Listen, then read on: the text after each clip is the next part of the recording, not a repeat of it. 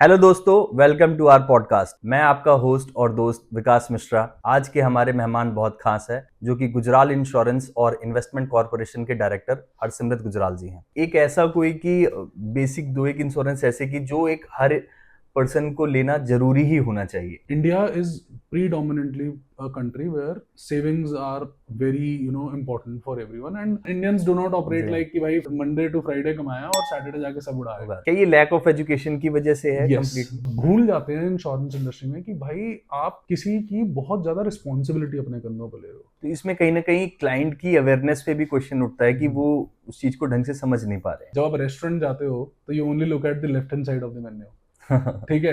While when you buy insurance you only look at the right hand side of the menu. इसी से जुड़ा हुआ मेरा next question है, इंश्योरेंस इंडस्ट्री जो है ये एक पुश बिजनेस की तरह है। हमें लोगों को बहुत ज्यादा पुश करना पड़ता है to buy insurance. Indian businesses are not organised businesses ना, सब बिल्कुल कुछ ही एक बंदा जो अनऑर्गेनाइज सेक्टर है बहुत बड़ा। अनऑर्गेनाइज सेक्टर है, अपनी देनदारी इंश्योर कर लो या अपनी लेनदारी लेनदार इंश्योर कर इंश्योर। लो। हेलो दोस्तों, वेलकम टू आवर पॉडकास्ट। मैं आपका होस्ट और दोस्त विकास मिश्रा आज आपसे बात करने जा रहा हूं एक इंटरेस्टिंग पॉडकास्ट में, जो कि जुड़ा है इंश्योरेंस सेक्टर से। आज के हमारे मेहमान बहुत खास है, जो कि गुजराल इंश्योरेंस और इन्वेस्टमेंट कॉरपोरेशन के डायरेक्टर हरसिमरत गुजराल जी हैं। आज हम इनसे गुजराल इंश्योरेंस से जुड़े हुए हर एक एस्पेक्ट्स को, इंडिया में इंश्योरेंस की क्या इंपॉर्टेंस है, सारी चीज़ों को लेकर के बात करेंगे। तो वेलकम हरसिमरत जी, कैसे हैं आप? बहुत बढ़िया विकास जी, आप बताइए कैसे हैं। बस बढ़िया। तो मैं सबसे पहले आपसे ये क्वेश्चन पूछना चाहूँगा कि इंश्योरेंस इंडस्ट्री में आपका किस तरह से आना हुआ, आपका क्या बैकग्राउंड है, आपकी किस तरह से जर्नी रही, और आप क्या इंश्योरेंस इंडस्ट्री को इंडिया में किस तरह से देखते विकास जी, अगर मैं अपनी जर्नी इंश्योरेंस इंडस्ट्री की बात करूं तो आप ये मान सकते हैं कि बचपन से ही हमने इंश्योरेंस को देखा है। हैं? Because in 1982 my father and my mother started the insurance journey, and I was born in 91, so till the time I was born, they were well established in this insurance industry, and they have seen the turnaround from only government insurance companies, अच्छा where it started with LIC of India. Then mutual funds came in 1985. जी। Then health insurance came in 1991 and 1992. Hmm तो उन्होंने वो insurance industry को evolve होते देखा है, और हमने उनके साथ साथ वो एवोल्यूशन को महसूस किया। Because our offices were, my residence was on first floor and office was on ground floor. तो हम भी जब फ्री होते थे तो we used to go and sit in the insurance office and see what was happening around. तो we as a family has seen the journey from from only government insurance companies to the powerful private companies coming in play in the insurance market. Okay. तो मैं आज आपसे insurance industry के अंदर हर एक aspect को छूना चाहूँगा कि जैसे मेरा पहला क्वेश्चन है कि इंडिया के अंदर इंश्योरेंस की इंपॉर्टेंस क्या है। आप एक नॉर्मल लेमैन की लैंग्वेज में मुझे समझाने की कोशिश करें कि क्यों हम सबको इंश्योरेंस लेना चाहिए, उसकी इंपॉर्टेंस से रिगार्डिंग आप सारी बातें बताएं। तो मैं विकास जी, जब 2020 में जब 10 साल हो चुके थे मुझे इस इंडस्ट्री में, तो मुझे एक चीज़ बड़ी इंपॉर्टेंट समझ में आई कि इंडिया जैसी कंट्री में एक किसी भी इंडिविजुअल का इंश्योरेंस के बिना सर्वाइवल इज़ वेरी टफ। जी सो उसका रीज़न सिंपल सा ये है कि एक तो population size is very big in India, जी राइट। एंड जो सर्विसेज, जो सोशल सर्विसेज हमारे को गवर्नमेंट की तरफ से प्रोवाइड करी जाती हैं, they are not enough to cater all of them. So होता क्या है कि जो वो लोग हैं जो जिनका ऑप्शन ही नहीं है, they only have to go to the government companies, government institutes where let's say health treatments, let's say their pensions.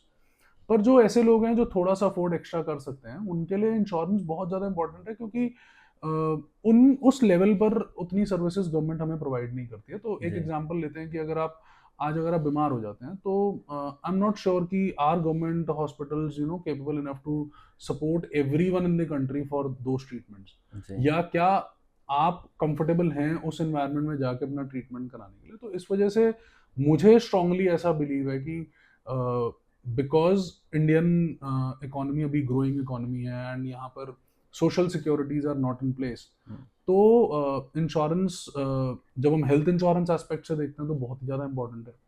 पर अदरवाइज ऑल्सो अगर आप देखते हो किसी की लेट्स से फैमिली में the earning member is no more, तो ऐसा कोई अभी इंडिया के अंदर स्ट्रॉन्ग सपोर्ट सिस्टम नहीं है जो फैमिलीज को सपोर्ट कर पाए। तो the only option left for us individual is कि ये सब कुछ हम we take care for ourselves, right?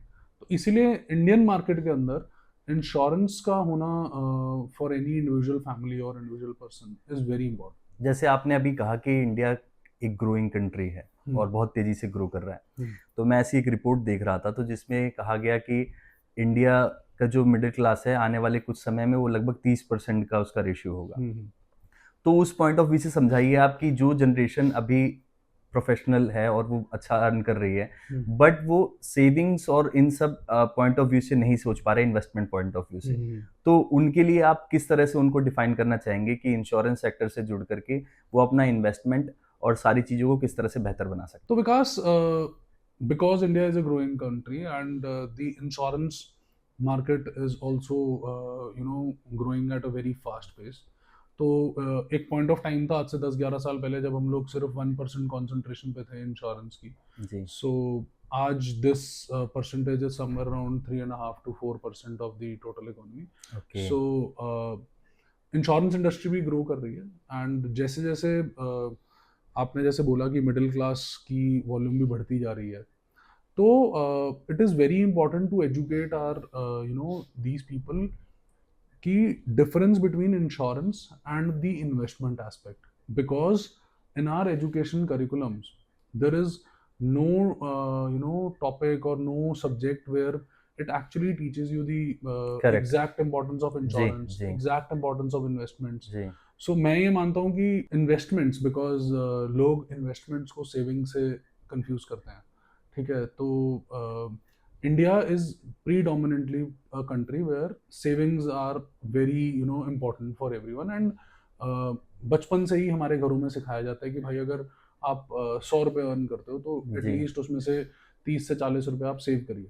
सही बात। एंड दिस फिलोसफी और this thought process has also saved India in 2008 from the world crisis. जी। जब Exactly. इकोनॉमिक क्राइसिस आए थे जी। तो Indian stock markets yes took an effect, but otherwise आपने उतना लोगों के ऊपर इफेक्ट नहीं देखा जितना वर्ल्ड में दिख रहा था। It was only because saving ratio was very high.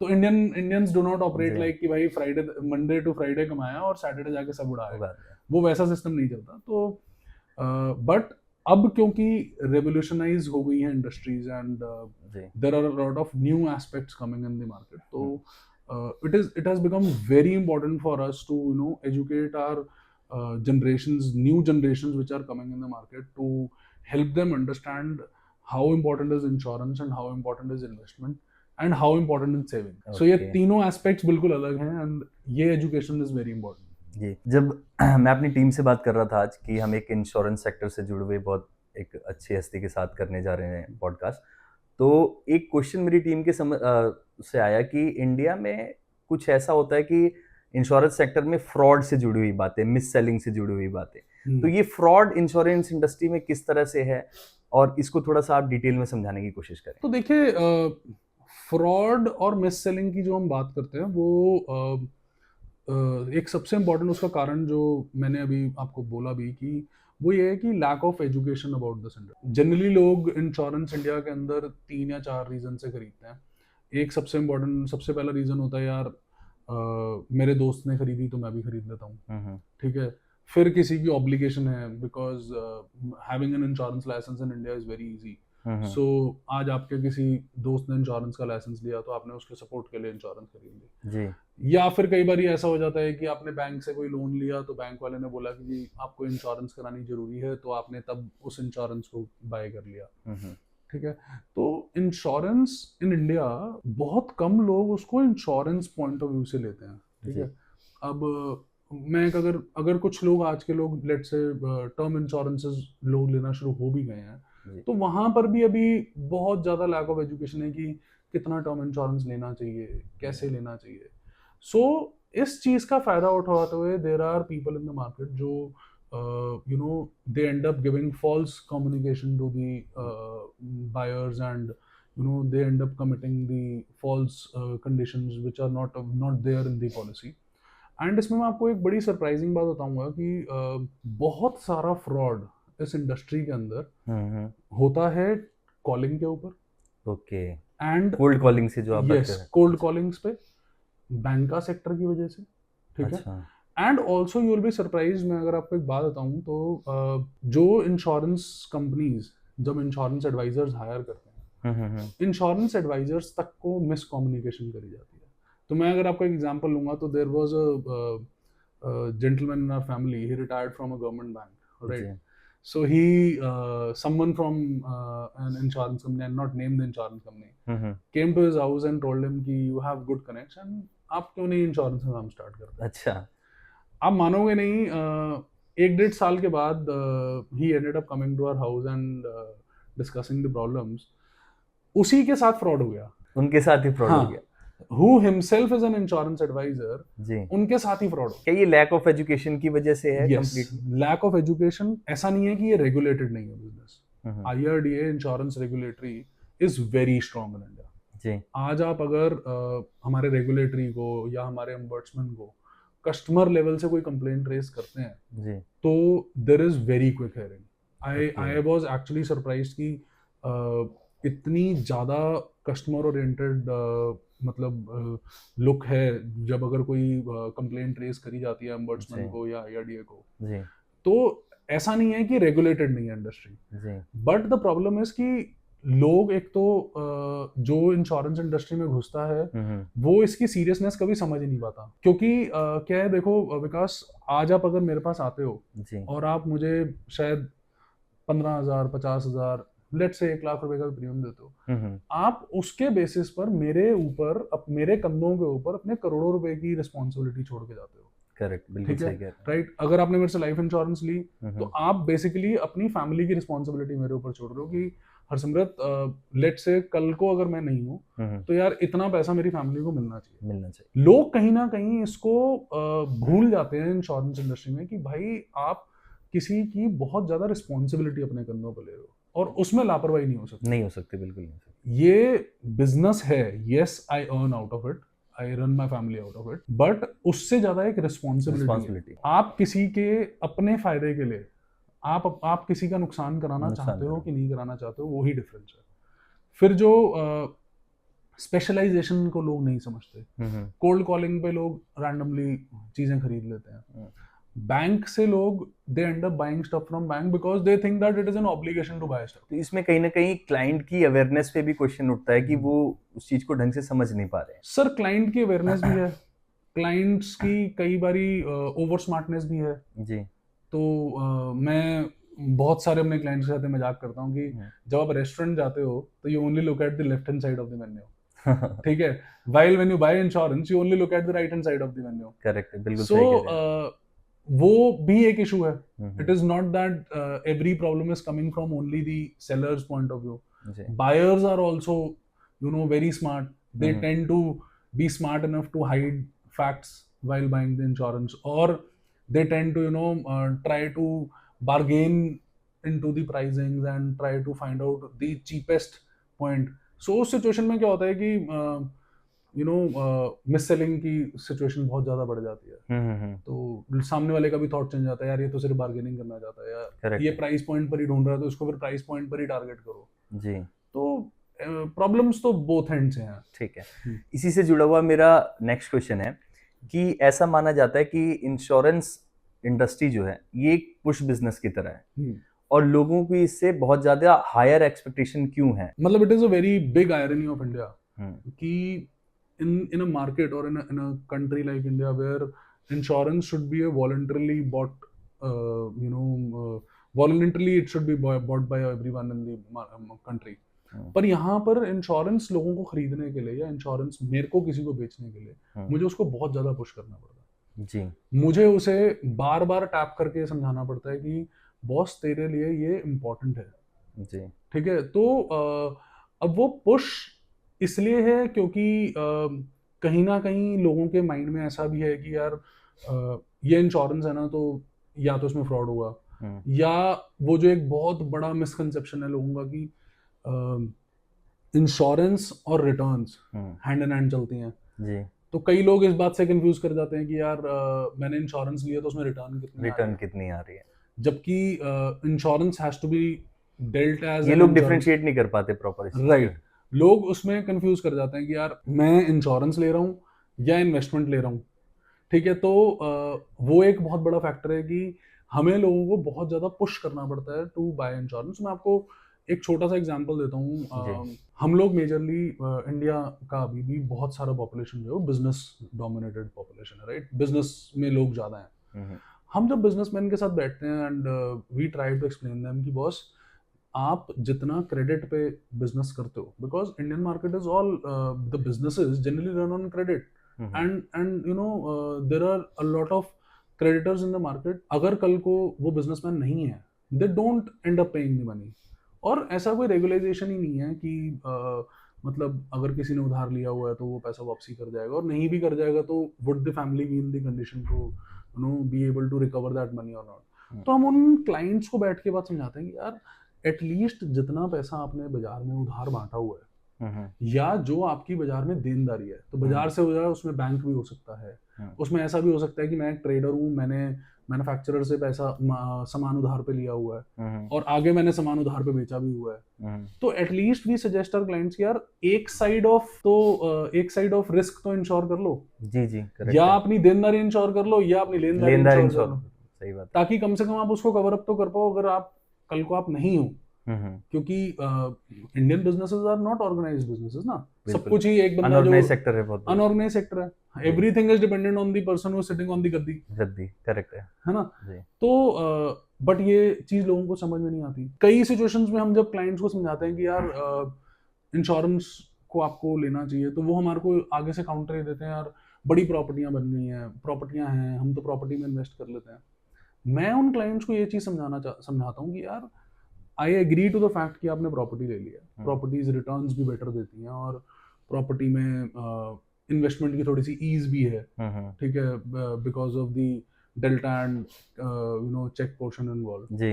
But मेरा उनसे हर बार एक ही सवाल होता है कि क्या कल अगर आप नहीं होगे, would your family be in a position to sell off the property within 1 month's time और let say within next weeks time, जब आपकी फैमिली के ऊपर उनके खर्चे डिपेंड होना शुरू हो जाएंगे। आज भी ऐसे लोग हैं कि सोचते हैं जमीन में पैसा लगा दो, सोना ले लो, वो ज्यादा बड़ा इन्वेस्टमेंट। और आप सरप्राइज होगे विकास, आई एम श्योर आपने भी ये चीजें देखी होंगी, जब भी कोई ऐसी प्रॉपर्टी मार्केट में सेल होने पर आ जाती है जहां पर किसी की डेथ हुई होती है या किसी फैमिली को रिक्वायरमेंट में पैसा चाहिए होता है, तो उसका प्राइस लो हो जाता है because property is also somewhere where I'll not say mafias, but yes, property dealers hold areas where they control the pricings of the properties जी, करेक्ट है। उनको जैसे ही पता लगता है कि यार ये डिस्ट्रेस सेलिंग है, आपकी प्राइसिंग नीचे चली जाती है, सच राइट। एंड कितने टाइम में वो प्रॉपर्टी का पैसा आएगा। अब मैं आपको एक मतलब इंस्टेंस बताता हूँ, तो it gives me chills till date जब मैं लोगों से बात करता हूँ। During the COVID time, we had a renewal due. Okay, तो my office team called a client and the client was a doctor. Alright, तो phone जिसने आंसर करा, it was a female answering while our client was a male. So the renewal team called and they asked that we want to speak to Dr. So and so, and she said that that doctor is no more because he passed away in COVID, and he had only bought the term insurance just 1 year back. This was his first renewal. Okay. And the insurance value was 5 crore rupees. So my renewal team was also confused. What do we say now? So she just ended up saying कि यार ma'am मैंने आपको renewal premium के लिए call करी थी, sir की एक इंश्योरेंस है, पर मैं आपकी अब अपने सीनियर से बात कराऊंगी बिकॉज हमें नहीं आइडिया था कि ऐसा कुछ हो गया। So when we called up again to that lady was shocked. पहली बात ये, उसको पता नहीं था कि इंश्योरेंस है, and she was literally crying on the phone because the thought was, sir मेरे लिए सबसे बड़ा चैलेंज ये था कि मेरे घर की ईएमआई जानी है नेक्स्ट मंथ एंड मैं ईएमआई पे कैसे करूंगी। ओके। जैसे ही उसको ये पता लगा कि हर husband had already insured 5 crore rupees, तो उसका जो टोटल होम लोन था वो somewhere around 1.5 to 1 crore 75 lakhs। तो शी वाज वेरी, मतलब वो we could hear her on the call that, मतलब she was crying and she was feeling the कि ये अगर इंश्योरेंस ना होती तो वो कैसे उसको कैटर कर रही होती, उनकी सर्वाइवल। तो लोग ये चीज समझ ही नहीं पाते हैं जी। तो अगला मेरा क्वेश्चन है ऐसे कि कई बार ऐसा सुनने के लिए आता है कि कई लोग कहते हैं यार मैंने इस हेल्थ इंश्योरेंस पॉलिसी की कंपनी से परचेज करा, इससे करा, मेरा क्लेम सेटल नहीं हुआ, तो ये नहीं हुआ, कुछ प्रॉब्लम्स आई। तो इसमें कुछ ऐसा भी है क्या कि हमें इंश्योरेंस लेने वक्त ये ध्यान रखना चाहिए कि कौन सी कंपनी का ले रहे हैं, कंपनी का बैकग्राउंड क्या है, क्या ये सारे टर्म्स भी बहुत इंपॉर्टेंट है? सर देखिए, मैंने अभी थोड़ी देर पहले भी ये बात बोली कि insurance business in India is very very highly regulated business, right? जी the regulator of Indian insurance industry is very strong. जी। तो ये कहना कि इंश्योरेंस कंपनीज क्लेम नहीं देती इज नॉट जस्टिफाइड।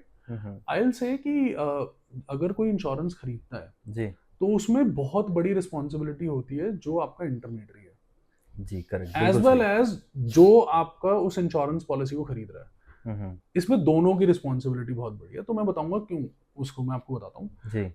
जो पहली बात तो इंश्योरेंस सेलर है, क्या उसने आपकी नीड के हिसाब से इंश्योरेंस दी है कि नहीं दी है। अब एक एग्जांपल है कि लेट से आपके पास कोई इंश्योरेंस एडवाइजर आपको हेल्थ इंश्योरेंस बेचने आता है एंड उसने आपको इंश्योरेंस की टर्म्स ही नहीं क्लियर करी। तो जैसे हेल्थ इंश्योरेंस में there are waiting periods involve, ठीक है?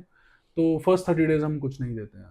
लेट से 2 years तक we do not give you claim for those diseases which develop slowly in your body. So for example it is cataract हो गया, नी रिप्लेसमेंट सर्जरीज हो गई, hernia हो गया, स्टोन हो गया, अच्छा। और ईएनटी ट्रीटमेंट्स हो गए। तो अगर उसने आपको चीजों की क्लैरिटी नहीं दी है and you and up having a treatment with in 1 year's time, तो यू विल से यार insurance company is not paying the claim. कई बार ऐसा भी होता है कि कस्टमर पॉइंट ऑफ व्यू से भी कस्टमर भी अपनी पूरी डिटेल नहीं देता कि उसकी Yes, क्या yes, yes. पहला बैकग्राउंड है, कुछ उसको मैं वही आपको बीमारियां कह हैं, रहा था कि सेलर के लिए भी बहुत इंपॉर्टेंट है उसको डिटेल्स को प्रॉपर्ली वो करना, जी एंड बायर के लिए भी बहुत इंपॉर्टेंट है। जी तो हम लोग मतलब in my experience whenever we sell health insurance to any of our clients, ठीक है, जनरली वो उस दिन फिट होता है, अच्छा ठीक है। Also my father use to say that if someone calls you and says कि मुझे हेल्थ इंश्योरेंस खरीदनी है, और फर्स्ट क्वेश्चन शुड बी बीमारी क्या है। बीमारी क्या है, सच है। क्योंकि मेरे फादर कहते हैं कि भाई इंश्योरेंस कोई खुद खरीदना नहीं आता, नहीं आता। इंश्योरेंस लोग तभी खरीदने आते हैं जब उसको जरूरत पड़ चुकी पड़ चुकी होती है। while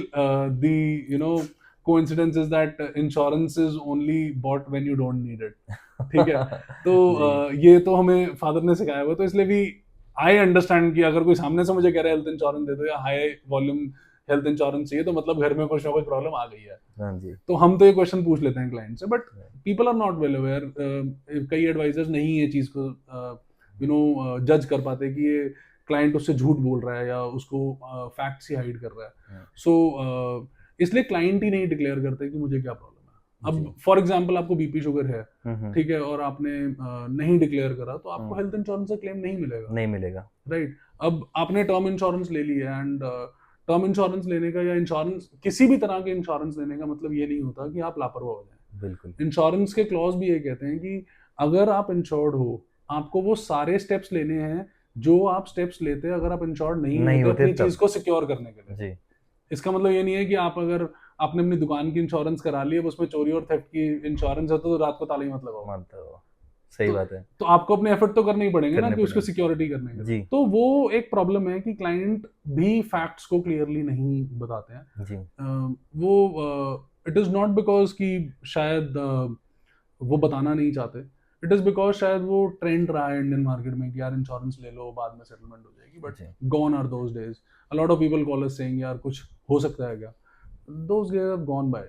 now insurance is insurance companies are smart enough, they have digitalization in place in their books.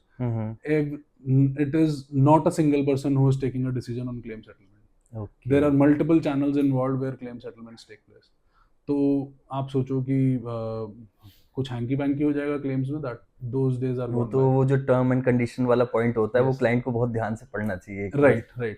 So court भी कहती है कि not knowing the law is not a bahana for not following it. मेरा अगला सवाल बहुत important होने वाला है। जैसे मैं अपनी बात करूं तो आज मेरी एज 30 साल है, ठीक है। जो हमारे एज ग्रुप के लोग हैं इंडिया जैसी कंट्री के अंदर, या जो अब जो नई जनरेशन 18-20 साल 22 साल जो आगे 2-4 सालों में अर्न करने के लिए लायक होगी वो करने जा रही है, तो उनको इंश्योरेंस कैसे समझना चाहिए, और अगर वो कोई इंश्योरेंस प्लान कर रहे हैं तो प्लान करते वक्त वो किन किन बातों का ध्यान रखें कि मुझे ये इंश्योरेंस खरीदना चाहिए और ऐसे ऐसे प्लानिंग करनी चाहिए, तो इसके बारे में थोड़ा सा आप डिटेल में एकदम समझाने का प्रयास करें। तो देखो विकास जी, इंश्योरेंस जो है वो आप अपनी लाइबिलिटीज को इंश्योर करने के लिए लेते हो, जी ठीक है। जब मैं लाइबिलिटीज की बात करता हूँ तो liabilities are your dependents also.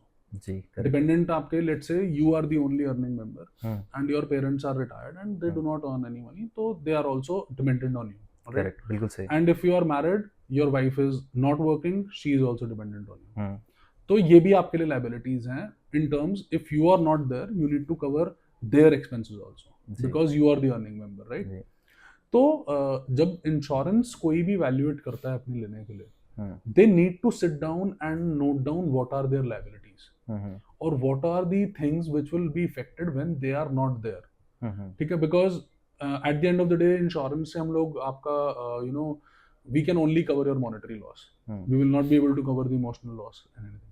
तो जब हम मैं भी जब किसी क्लाइंट को या किसी कंपनी को सजेस्ट करता हूँ इंश्योरेंस बाय करने, तो we give them a small question, आप लिस्ट डाउन करो कि क्या आपके लाइबिलिटीज रहेंगे आपके बाद, ठीक है। तो लेट्स से क्या आपके मंथली एक्सपेंसेस हैं, क्या आपके ईयरली एक्सपेंसेस हैं, क्या आपके गोल्स हैं फ्यूचर में। Let's say you have a child who is 5 years old and he would be needing the education fund at the age of 20, तो आप हो या आप नहीं हो, उसको वो एजुकेशन फंड तो चाहिए, करेक्ट, बिल्कुल राइट। सही।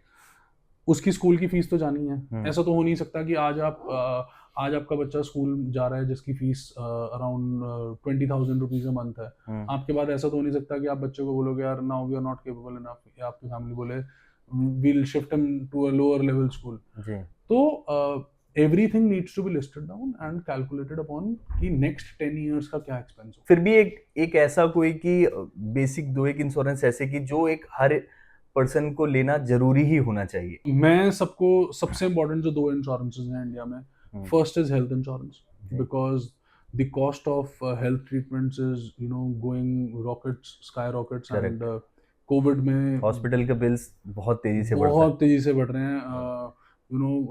कोविड में पीपल अंडरस्टूड कि कितनी ज़्यादा इंपॉर्टेंस है हेल्थ इंश्योरेंस की। यू विल बी सरप्राइज्ड, जिन लोगों को हम लोग पहले कहते थे यार आप 20 लाख की इंश्योरेंस ले लो या 15 लाख की हेल्थ इंश्योरेंस ले लो, जिनके पास 2 लाख 5 लाख की इंश्योरेंस होती थी, वो पोस्ट कोविड हम लोगों को खुद सामने से फोन करने लग पड़े कि भाई मेरी कम से कम 50 लाख की हेल्थ इंश्योरेंस कर दियो। तो health insurance is something which is very very important, बहुत इंपॉर्टेंट, ठीक है।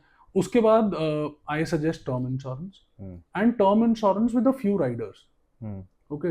तो टर्म इंश्योरेंस में you cover your death and disability, you also cover your critical illness along with it. एक थोड़ा सा यही भी क्वेश्चन है कि टर्म इंश्योरेंस को लोग मिसअंडरस्टूड कर लेते हैं ऐसे कि यार क्यों लूं इसको मैं, ये तो मेरे मरने के बाद ही कुछ काम आएगा ना, तो इसमें थोड़ा सा आप बताएं कि कैसे है कि।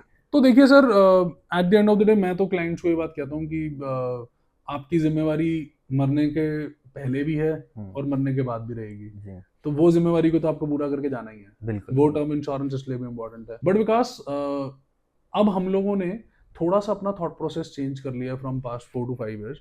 We do not help our clients to only cover the risk of dying too early, we also help them to cover the risk of living too long। okay। तो हम क्लाइंट्स को कुछ ऐसे प्रोडक्ट्स भी ऑफर करते हैं where they get huge insurances with minimal premium, as well as they also get some money back when they are at the age of retirement or there। तो term insurance yes आपके मरने के बाद ही आपको पैसा देगी फैमिली को, but at the end of the day वो तो रिस्पॉन्सिबिलिटी है। तो it is no confusion in this कि टर्म इंश्योरेंस तो लेनी ही ले। एक मेरा सवाल है ये है कि जब हमने पॉडकास्ट की शुरुआत करी तो आपने एक टर्म यूज करा कि lack of education in insurance industry, तो इसको आप क्या सोचते हैं कि हम इस चीज को कैसे रेक्टिफाई कर सकते हैं, किस तरह से गुजराल इंश्योरेंस इसमें किस तरह से अपना कंट्रीब्यूशन कर सकता है कि इसकी अवेयरनेस बढ़े, और जो आप कह रहे हैं कि सेलर के पॉइंट ऑफ व्यू से भी प्रॉब्लम आती है, तो वो भी कैसे ठीक हो सकती है, किस तरह से एजुकेशन के पॉइंट ऑफ व्यू से इसमें। तो Vikas, one thing is that I do not put responsibilities on anyone. कोई मुझे कहता है पॉल्यूशन है एंड सरकार कुछ नहीं कर रही, तो मेरा उससे ही सवाल होता है कि आपने क्या करा। बिल्कुल बिल्कुल। तो in the same way the same thought process goes into our business also. So because we actually consider it our responsibility to help this industry grow. And we we help our fellow advisors to learn the right products, learn the nitty-gritties of products, and also help them to establish their insurance businesses properly. So we are already taking up this on our shoulders. We help to educate maximum insurance advisors in the market. In fact, there are a lot of insurance advisors who call me, my wife, for on and off for support and understanding what is the requirement of the client or what kind of products can be given to them. So we are already trying our best, and we are also trying to get an education platform where we will look forward to educate our fellow insurance advisors how to do the एक platform शुरू करना yes चाहते हैं आप. yes. So we are already